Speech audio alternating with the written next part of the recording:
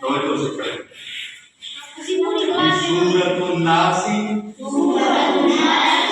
مکیہ بسم اللہ الرحمن الرحیم قل اعوذ برب الناس مالک الناس الہ الناس من شر الوسواس سین کی سیدھی کرنی چاہیے. ٹھیک ہے. وسواس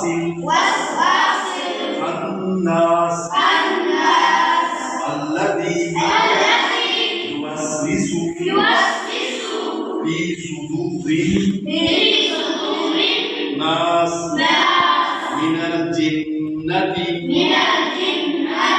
والناس. اب اس کے میں آپ کو میننگ بتاتا ہوں. قول کا معنی کیا ہے؟ قول کے معنی یہ امر کا صیغہ ہے اور اس کا معنی ہے کیا ہے. الناس کے معنی الناس کے معنی الہ معنی معبود جس کی عبادت کی جائے. اور عبادت کس کی جاتی ہے؟ اللہ. خناس کے معنی صدور صادر کی جمع ہے. سینہ. صدور صادر کی جمع ہے جس کا معنی ہے سینہ.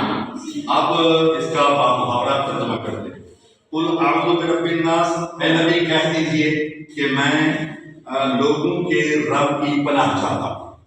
لوگوں کے رب کی، رب کہتے ہیں جو ہر چیز کی ضروریات کو پورا کرے، اور وہ اللہ تعالیٰ کی ذات ہے، وہ پالنے والا ہے. ٹھیک ہے. مالک الناس، وہ لوگوں کا مالک ہے. الہ الناس، لوگوں کے معبود کی پناہ چاہتا ہوں. من شر الوسواس الخناس، جو لوگوں کے دلوں میں وسوسے ڈال کر پیچھے ہٹ جاتا ہے، یعنی شیطان. ٹھیک ہے. الذی یوسوس فی صدور الناس، جو لوگوں کے سینوں میں وسوسے ڈالتا ہے. کون ہوتا ہے جو وسوسے ڈالتا ہے؟ وہ خناس کون ہے؟ جو لوگوں کے دلوں میں شک ڈالتا ہے، وسوسے ڈالتا ہے. ٹھیک ہے. وہ کہتے ہیں من الجنۃ والناس، وہ جنوں میں سے بھی ہو سکتا ہے، والناس